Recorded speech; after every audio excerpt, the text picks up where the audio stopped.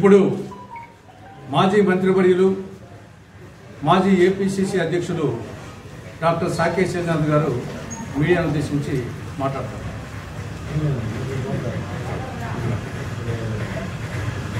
పెద్దలు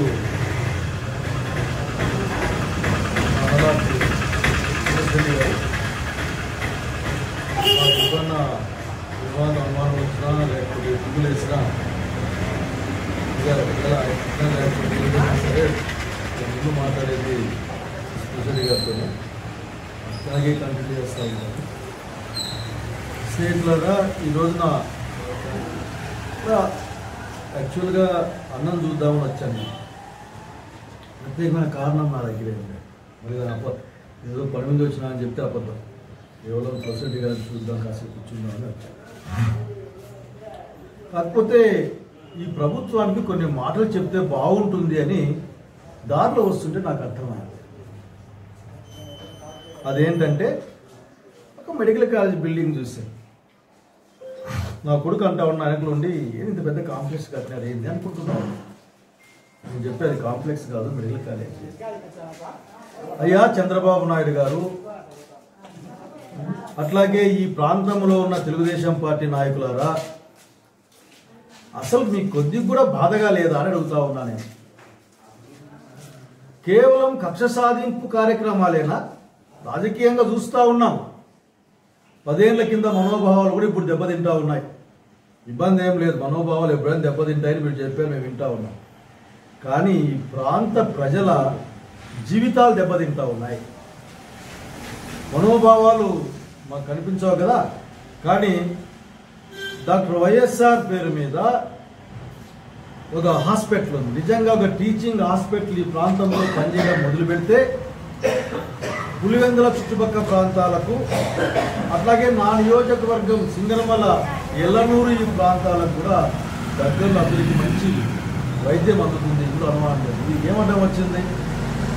కొద్దిమంది స్టాఫ్ లేరు, కొన్ని వసతులు లేవు అని మీరు మాట్లాడారు అసెంబ్లీలో. విన్నా నేను. కొద్దిగా మీరు అసలుకి కాన్షియస్గా ఉన్నారా అడుగుతా ఉన్నా నేను. జ్ఞానం మీకుందా అని అడుగుతా ఉన్నా నేను. లేకపోతే ఏర్పాటు చేయండి.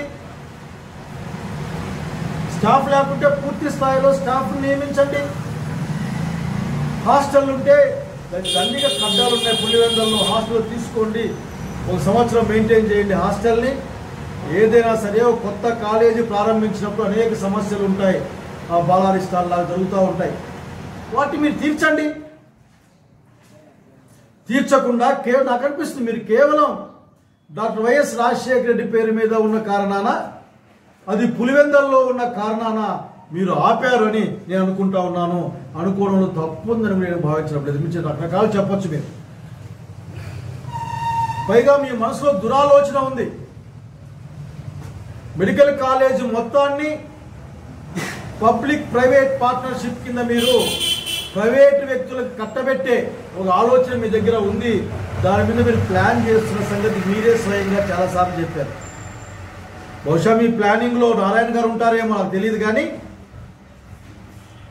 దయచేసి అడుగుతా ఉన్నాను, ఇప్పటికిప్పుడు స్పెషల్ పర్మిషన్ తీసుకొని వచ్చి ఒక అద్భుతమైన బిల్డింగ్ ఉంది అక్కడ.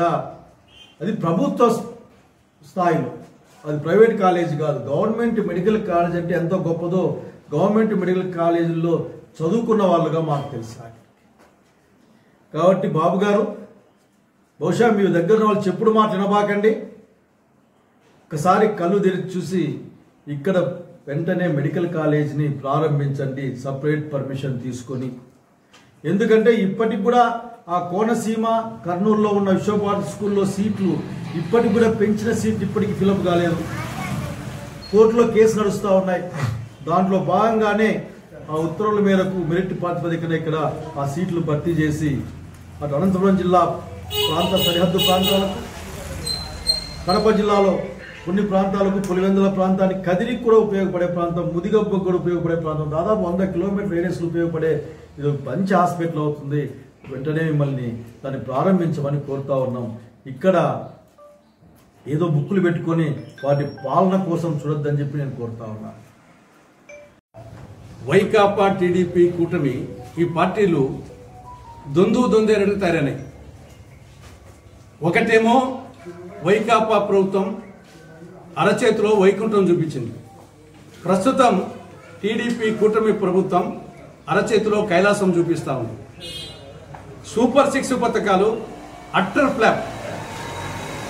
నిరుద్యోగ భృతి ఊసే లేదు బడ్జెట్లో కూడా.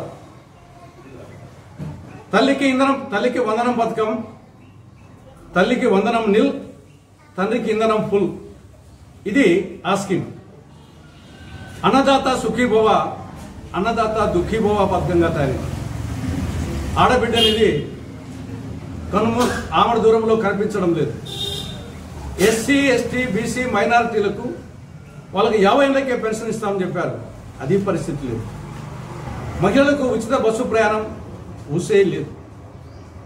ఇంతకుముందు శైలజానాథ్ గారు చెప్పినట్టు మద్యం పాలసీ ఎలా తయారైందంటే మండలానికి 4 మద్యం షాపులు, 40 బెల్ట్ షాపులు. ఇక ఉచిత ఇసుక విధానం ఇది ఉత్తుత్తి ఇసుక విధానంగా తయారైంది. శాంతి భద్రతలు ఘోరంగా క్షీణించాయి. ఆడోళ్లకు రక్షణ లేదు, మగోళ్లకు రక్షణ లేదు, ఆఖరికి హిజ్రాలకు రక్షణ లేదు.